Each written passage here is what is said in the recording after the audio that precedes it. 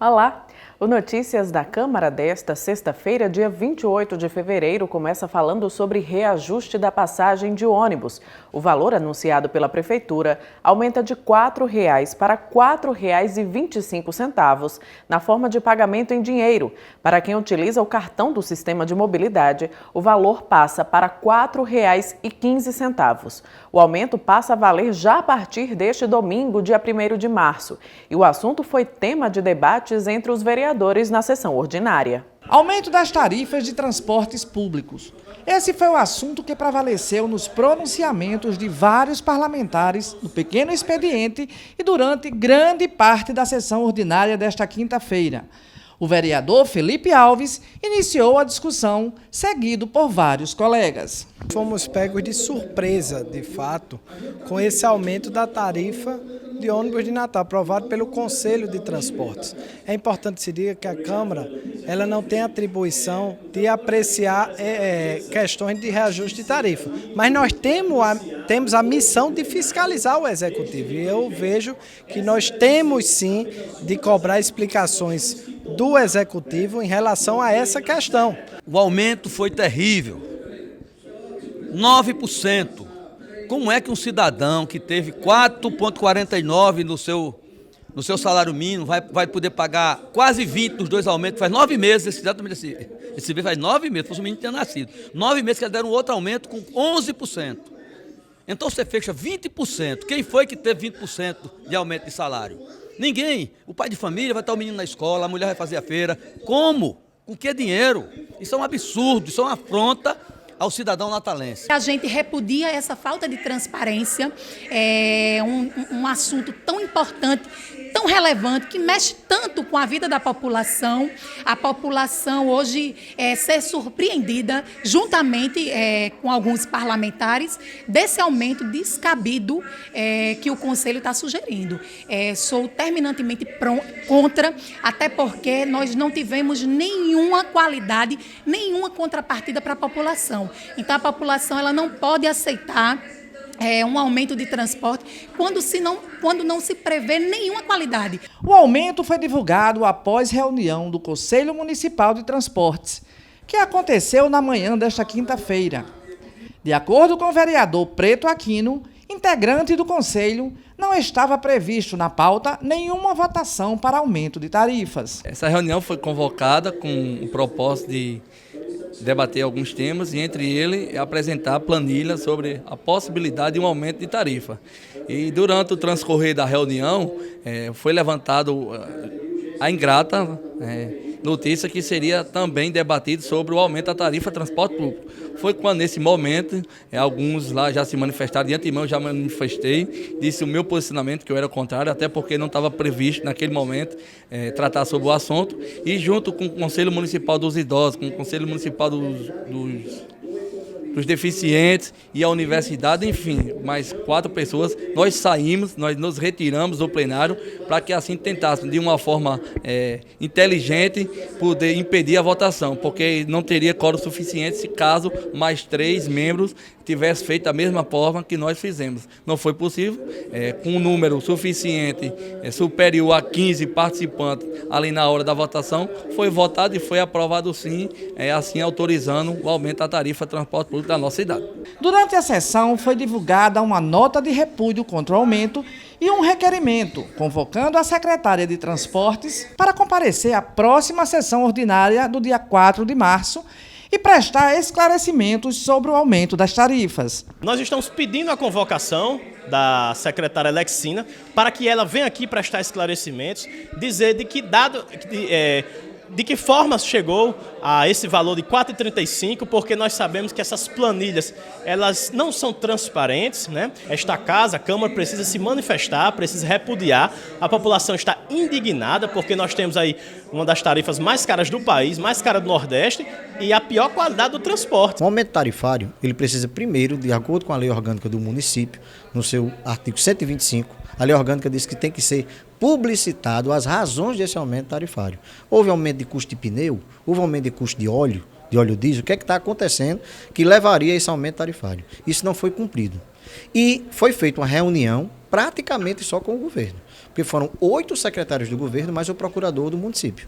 Nenhum aumento pode ser dado. Então, nosso mandato deve ingressar com ordem judicial, e aí com ação judicial, talvez junto com o vereador Maurício Gugel, a gente entre junto, ingresse, dizendo que tem que ser cumpridos os trâmites, no qual um dos principais é a lei orgânica do município, no seu artigo 125, que diz que tem que ser publicitado antes de qualquer tipo de aumento. O líder do Executivo na Câmara, vereador Kleber Fernandes, explicou a posição do prefeito sobre o valor de R$ 4,35 como preço da passagem de transporte público. Em contato com o prefeito, na condição de líder do governo aqui na Câmara, nós fizemos essa indagação acerca da opinião e da posição do Poder Executivo quanto a essa definição do Conselho do Usuário, e o prefeito afirmou que não acatará este reajuste da ordem de R$ 4,35 e que a intenção é de que seja um valor de 10 centavos a menos do que o que foi deliberado pelo Conselho.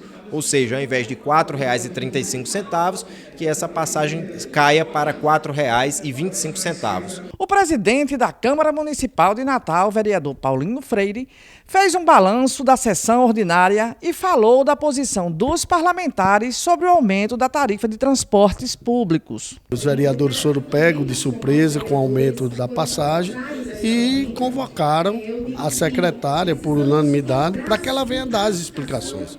Nós sabemos que nós estamos passando uma crise no país, temos que ver a questão dos dois lados, mas a gente sabe que o trabalhador, mais uma vez, pode ser penalizado. E é isso que a Câmara quer debater junto com a Secretaria, ver a planilha, para ver se a gente tem condições, certo? Tem condições de encarar ou não esse aumento. E a tradicional Feira Livre do bairro de Igapó, na Zona Norte, passa por mudanças. O motivo é devido às obras do Complexo do Gancho e Viaduto. Luísa Mendes. A nova delimitação da feira compreende as ruas Bela Vista e Pastor José Moraes.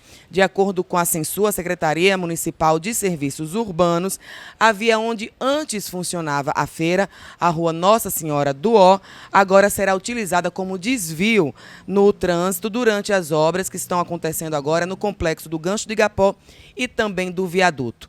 Ainda segundo a Censu, foi realizado já um trabalho com os feirantes e também com a comunidade. Luísa Mendes, de volta para o estúdio.